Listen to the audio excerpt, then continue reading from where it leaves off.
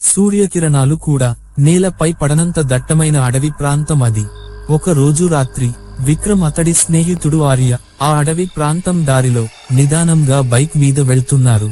అసలే అమావాస్య, చీకటి పడిన తరువాత ఎందుకురా అడవికి తీసుకుని వెళ్తున్నావ్ అని అడిగాడు ఆర్య. నువ్వు ఏం మాట్లాడకుండా కూర్చో అని చెప్పి బైక్ పోనిస్తూనే ఉన్నాడు విక్రమ్. కొంచెం దూరం వచ్చాక బైక్ ఆపాడు విక్రమ్.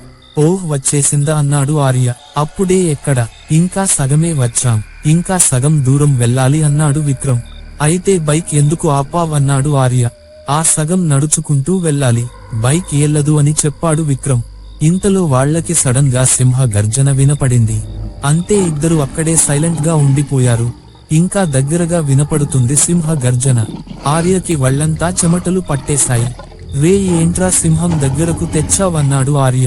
రేయ్ కాసేపు సైలెంట్ గా ఉండు అన్నాడు విక్రమ్. ఇంతలో ఆ గర్జన దూరంగా వెళ్లిపోయింది. ఇంకా వెళ్దాం పద అన్నాడు విక్రమ్. రేయ్ ఇక్కడ సింహం ఉంది అని తెలిసి కూడా ఎలా ఎల్లాలిరా అన్నాడు ఆర్య. రేయ్ ఆలస్యం చేయకు, మనం చాలా త్వరగా వెళ్ళాలి, పద అని ముందుకు నడిచాడు ఆర్య. కొంచెం దూరం ఏళ్లగానే కొండ చిలువ వాళ్లకి కనపడింది. వెంటనే విక్రమ్ బ్యాగ్ నుండి కత్తి ఒకటి తీశాడు. ఇంకోటి లేదా అని ఆర్య అన్నాడు. లేదురా, ఒకటే తెచ్చాను అన్నాడు విక్రమ్. సరే అని కర్ర ఒకటి చేతిలో పట్టుకున్నాడు ఆర్య. ఆ కొండ చిలువని పొడిసి పక్కనే పడేసి ముందుకు నడిశారు ఇద్దరు. ఇంకా ఎంత దూరం ఏళ్లాలిరా అన్నాడు ఆర్య. వచ్చేశాం, ఇంకా కొంచెమే అన్నాడు విక్రమ్. నీ మాటలు నమ్మి వచ్చాను చూడు, నన్ను నేను అనుకోవాలి అనుకుంటూ విక్రమ్ తో పాటు ముందుకు నడిశాడు ఆర్య. ఇంతలో వాళ్ల మీద ఒక లైట్ ఫోకస్ పడింది. వెంటనే వాళ్లు అక్కడే పొదల్లో దాంకున్నారు. ఈ టైంలో ఎవర్రా అని ఆర్య విక్రమ్ ని అడిగాడు. నాకేం తెలుసురా, ఒకవేళ అడవి శాఖ ఆఫీసర్ ఏమో అన్నాడు విక్రమ్. వాళ్లకి గాని చిక్కామంటే ఇంకా అంతే అని అన్నాడు ఆర్య. రే సైలెంట్ గా ఉండు, నువ్వే పట్టించేలా ఉన్నావ్ అని అన్నాడు విక్రమ్.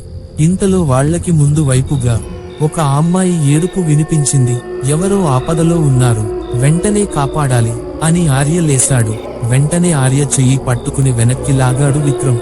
ఎవరో అమ్మాయి ఆపదలో ఉంటే కాపాడకుండా ఆపుతావేంట్రా అని అన్నాడు ఆర్య. ఎవరో చూడకుండా అలా ఏళ్లకూడదురా అన్నాడు విక్రమ్.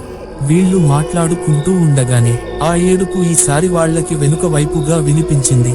రే ఇక్కడ ఏదో జరుగుతుంది, అర్ధరాత్రి ఈ అడవిలోకి తీసుకొచ్చి ఇక్కడ విరికించేశావ్ కదరా అని భయపడుతూ అన్నాడు ఆర్య. ఏం కాదులే, నువ్వు భయపడకు అన్నాడు విక్రమ్. అంతలోనే ఆ అమ్మాయి ఏడుపు కాస్త పెద్ద అరుపుగా మారింది. ఇంకో వైపు పెద్ద వెలుగు ఒకటి ప్రకాశవంతంగా కనిపించింది.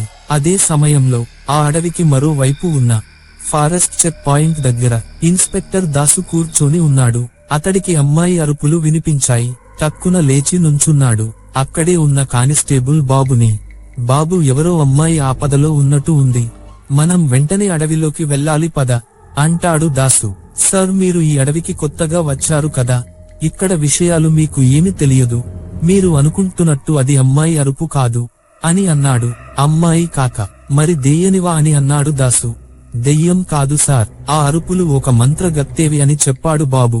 ఇప్పుడు గాని ఏళ్లం అంటే మన జీవితాలు ఇంతటితో ముగిసిపోయినట్టే అని బాబు అన్నాడు. ఆ మాటలకి దాసు ఒక్కసారిగా షాక్ అయ్యాడు.